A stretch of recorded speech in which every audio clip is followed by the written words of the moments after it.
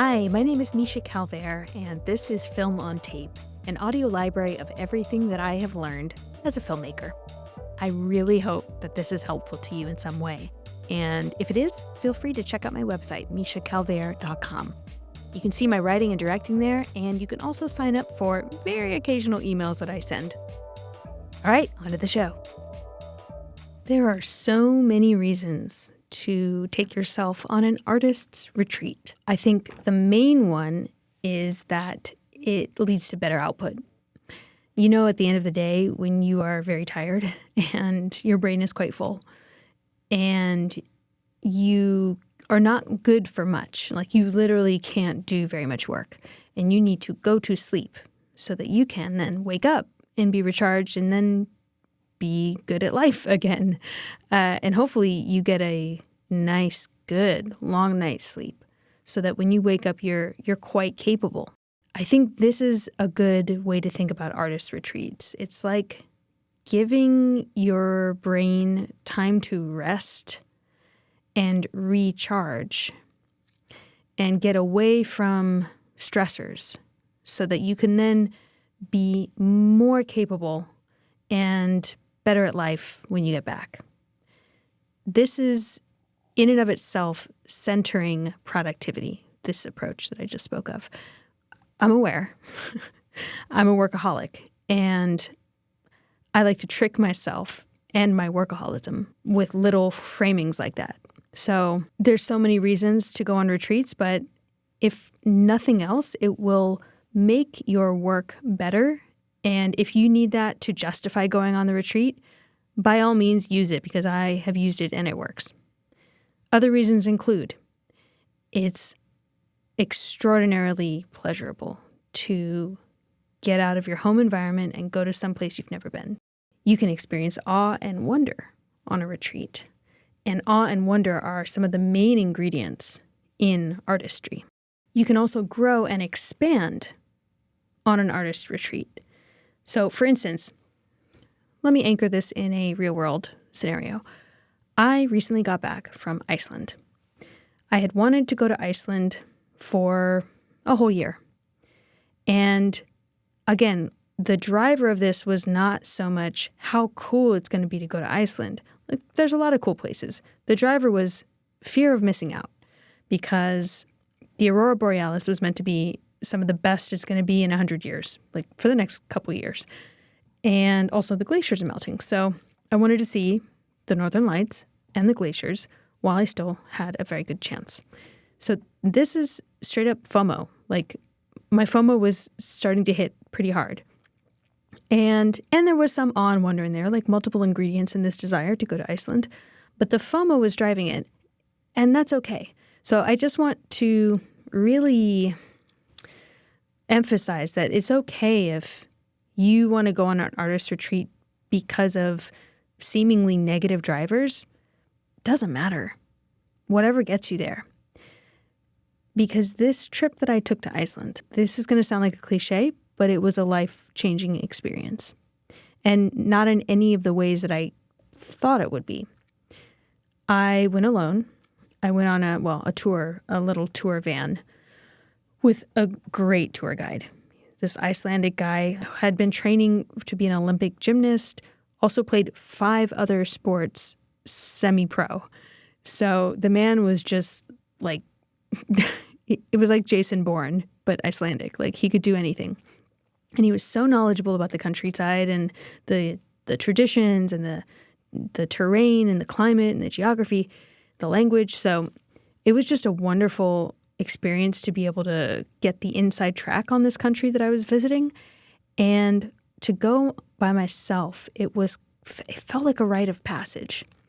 So it was definitely a challenge. I learned so much about myself. I learned about other humans. I learned more about emotional availability and empathy, compassion for myself, pleasure. I was allowing myself to eat things I don't normally eat. Nature, my relationship to nature, the non-judgmental energy of nature as well was very healing for me. And what ended up happening was, and I didn't anticipate any of this. I was like, look, I just want to get to the freaking lights. I just want to see the lights before they blink out and the glaciers melt and there's nothing left. New York existential dread. But when I got there, the energy of nature was so vast, and the feminine power of that landscape, the mythic mountains, more waterfalls than I could count. It's 1/3 of the world's lava is in Iceland. So I was basically on a volcano, one big volcano. And this feminine energy started to replenish me. It was like the great Earth Mother, literally, under my feet. And I became awash in feminine energy. My own started to surge back.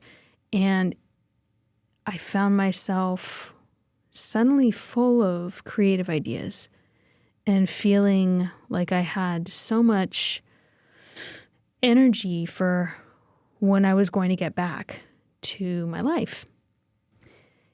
I also had more empathy and more compassion for others, which I think was a result of the feminine energy. I don't quite understand what happened there. All I know is that a lot changed. I got back and I had recovered from what was, frankly, a creative slump. I was in a little bit of a crisis, like a creative crisis of faith. And I got back and that trip restored me. So I just really want to encourage you, if you're feeling a slump or a crisis or a dip in your inspiration, consider taking yourself on an artist retreat. So here's some steps on how to make that happen, whether it's Iceland or New Jersey. There are so many ways that you can make this happen on a budget that you can afford and in a place that is possible for you to travel to. The first step to creating your own artist retreat is to decide that you deserve it. You don't need to be a full-time paid artist to take yourself on an artist retreat. You could be working 80-hour weeks, like I was. You could have the worst year of your life, business-wise, money-wise, art-wise. Doesn't matter. All you have to do is decide that you deserve it. You can also frame it with the understanding that life is very short.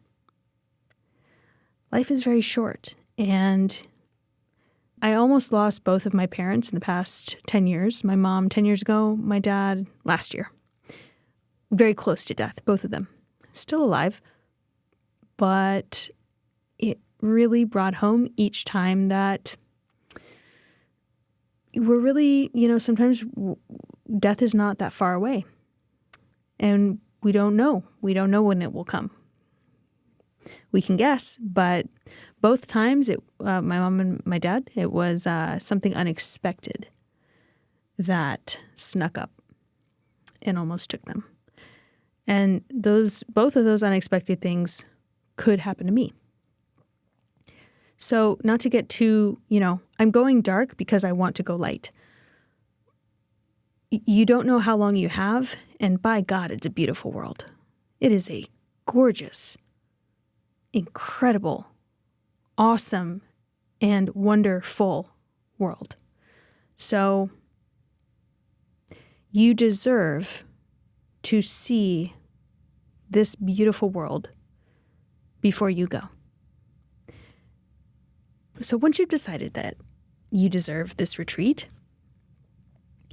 and or the FOMO of maybe it won't be there in 10 years, or maybe I won't be here in 10 years. It's okay if it's FOMO, but in any case, okay, you've decided that you want to go on a retreat. You have to spend the time, carve out the time from your schedule.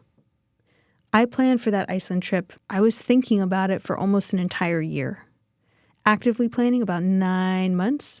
And I did a little deposit thing from whenever I would get paid, I would put a little bit of money in this Iceland account, and it would stack up and it would stack up. And eventually I could afford it. So that was me saving for about a year. But it was also me carving out that time in my calendar and saying, nothing is happening on these dates. They are blackout dates. If I want to do some work, I'll have my computer, but no one bother me during these dates. This is me time. This is me going on vacation. I've only taken one vacation this year, and by God, I'm going to enjoy it.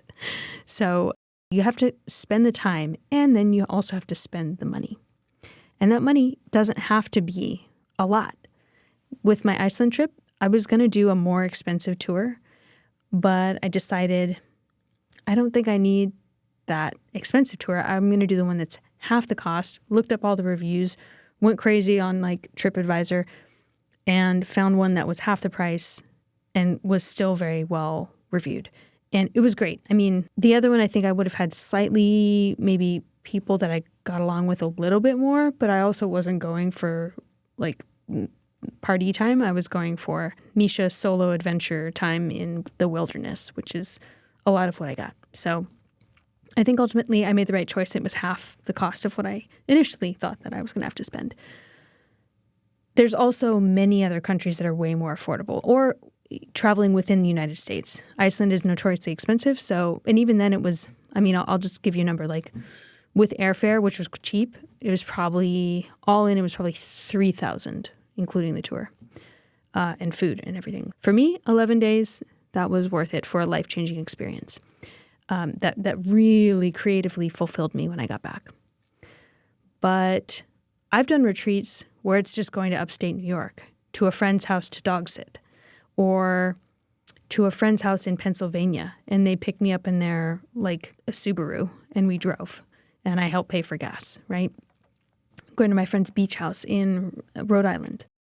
So I think you can go a little distance if the other ingredients are right. If you've carved out the time, you're not going to be stressed. You're going to give yourself the time away from your life. You spend the money without guilt, without regret. And you also, let's talk about the company that you're going to be keeping. Going by yourself can be very restorative, because the idea of loneliness, usually the majority of the time, loneliness is in relation to other people. Loneliness is not in relation to trees or mountains or ocean or animals. It's mostly feeling like something is out of place or missing, or you are not accepted, or you don't belong amongst other people. So I think if you are going with other people, just be careful that they're not going to actually make you feel lonely, which will then distract you from your creative rejuvenation. If you're anxious about not fitting in, that is a distraction. Whereas if you go alone, you just have to worry about making sure that you're okay alone, and like feeding yourself, having shelter, etc., and not being in physical danger. So I think there's a lot to be said for a solo journey, or one where you're not reliant on other people or forced to try and fit in with other people. And also, if you are going with a group, you can communicate, hey, this for me is a trip where I'm trying to get creatively recharged. Are you on that page? Before we book any travel, is that a page that you're on, or are you trying to party every night and, like, you know, I don't know, be social, make this a social hour, or like find somebody to hook up with? I don't know. Make sure you're on a page of, this is like almost like a pilgrimage, or I really want to go museum hopping like while we're there. And are you on that page or not? And if not, maybe consider going by yourself. I am so excited to tell you that I'm launching a brand new slate of classes that are incredibly helpful on my website. So some of the classes include on-camera acting technique and how to self-produce your own film, actor self-care, which is something that nobody talks about, and how to write a feature film in 10 days, which no one else has ever offered that class ever. I'm not sure very many people have ever even done that, but I'm going to teach you how I did it and how you can do it too. Go to clubvermilion.com and sign up for the pre-launch of these classes. No one else has access yet. And believe me when I say I poured my heart into these courses. I spent so many years talking to actors who so badly wanted to advance in the arts, but they didn't know how, they didn't have access, none of the teachers they had were good, or they couldn't afford it. The price was just out of reach. So these classes are specifically made to be packed full of information and very affordable. Stop by the brand new website. I am so excited about this website. I think it's really great, and pick up the classes there that really light you up. I can't wait to work with you. I have also taken trips where I had an opportunity to go to a place, but it wasn't exciting enough for me. Like a friend's house in the wilderness, but it's like kind of not very inspiring wilderness, or it's like really hard to get there, or it's really dirty and uncomfortable when I do get there, or, you know, like the heater is broken. So you just want to make sure, that if you're planning on carving out the time, saving up the money, that you're going to go somewhere that is legitimately inspiring. And there are some very affordable ways to travel now with train, with planes. There's some really cool corners of the planet that you can get to for not very much money. And when you get there, it's even cheaper. I remember I went to Thailand with a director friend, Misha, about maybe 7 years ago. And the only expensive thing was the plane ticket. And it wasn't even that bad. I think it was like $800 or $900. And when we got there, I mean, it was just the cheapest I had ever lived, the best I had ever eaten, the best I'd ever slept. You get a $7 Thai massage for an hour. You eat the best meal for $1.50. So some of these places, it's like if you can just find a deal to get there, you're going to be spending very little when you do get there.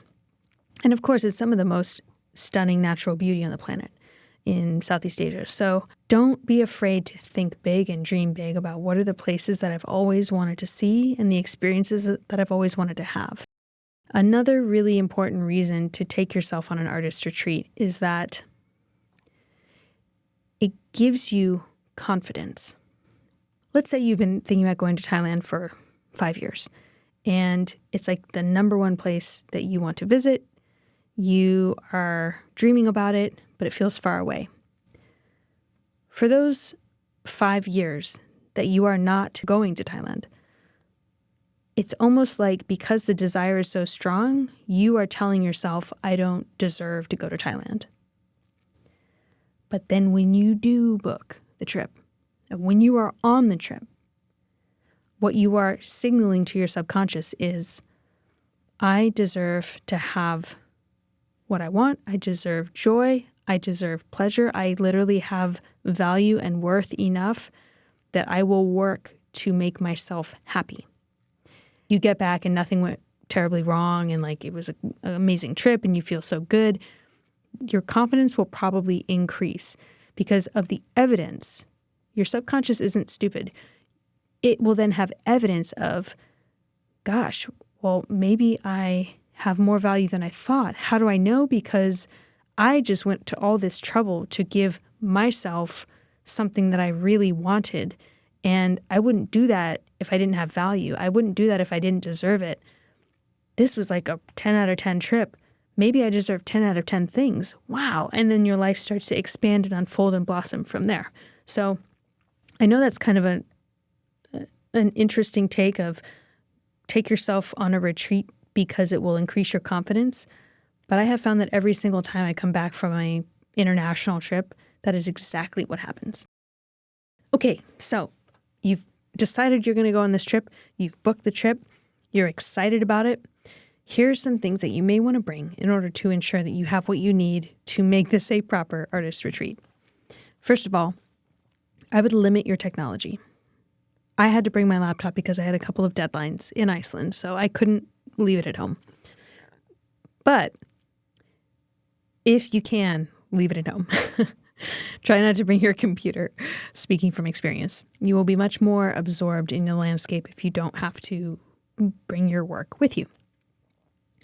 You can also choose to not get a SIM card so that you don't have internet except when you're on Wi-Fi.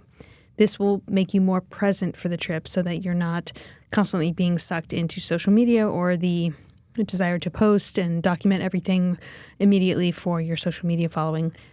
If you can try and leave the technology to a minimum, you are probably going to have a better experience on the trip. That being said, I did not bring my camera to Iceland, and I really wish that I had. I think I was worried that it was going to get stolen or broken or something. And then I realized, for God's sake, I'm a director. What was I thinking? I didn't bring my camera to see the northern lights?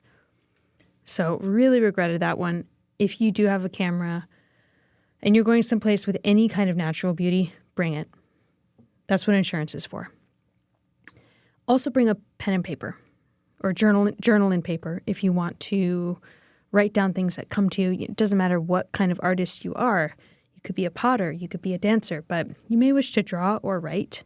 And sometimes that pen and paper is just not available unless it's on your person. Now, if you do bring your phone, I actually got some great shots on my phone. Photos and video. I was able to capture some really beautiful stuff, but that's because I have a kind of a newer iPhone model. So if you don't have a camera, you don't need to go out and buy one, but you can use your smartphone to take pictures and videos, and I really recommend it. Make sure that you have headphones.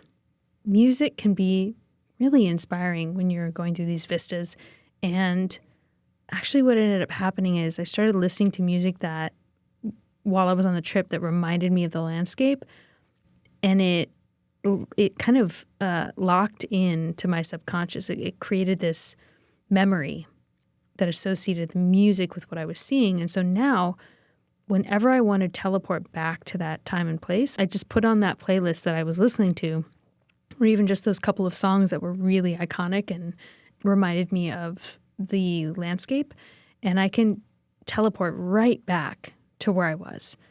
So headphones, playlist, very much recommended. Also recommend bringing earplugs, because sometimes you just want to be alone and quiet. And earplugs signal to other people, hey, don't talk to me. So you can do this on the plane, you can do it on buses, you can do it in public. Also, some places are really, really loud, and I just get overwhelmed easily. And if I want to kind of anchor myself and figure out what I need to write or what I need to draw, etc., earplugs are really helpful and also good for sleeping better at night. That's all I can think of to bring with you. But one thing is, what are you going to bring back? Whether it's a piece of jewelry or a hat, a pen, a book, something that you can use kind of frequently, like a journal maybe. I found that so powerful to bring back a talisman of some sort, a piece of lava, or, something that you can hold in your hand when you're at your desk. And it really is a powerful reminder of where you were and the creative energy that you were riding while you were there. So give yourself the gift of, hey, you know what? I'm going to be a cheesy tourist. I'm going to buy a little treat for myself. And I'm going to bring back this memento. And again, because I deserve it. And it's evidence to you that you went on the trip, and it's evidence to you that you are honoring yourself as an artist. Whenever you happen to see that object, it's going to remind you, hey, I'm an artist and I'm living the artist lifestyle. I hope this is helpful, and I would love to know where you want to go on your artist retreat. Is it somewhere in the United States? Is it somewhere abroad? Is it maybe even to just the next city over? Is it to, I don't know, Australia? I'm looking at a picture of Australia right now. Maybe that's my next destination. Anyway, let me know where you end up going, and I'll see you next week. Thank you so much for listening to Film on Tape. I really hope that it was helpful to you in some way, and if so, please feel free to leave a 5-star review so that other people know this is a good podcast. If you want to check out my work as a writer-director, you can see it at www.mishacalvert.com, or drop me a DM. The best way to get a hold of me is on Instagram at Misha Calvert. See you next time.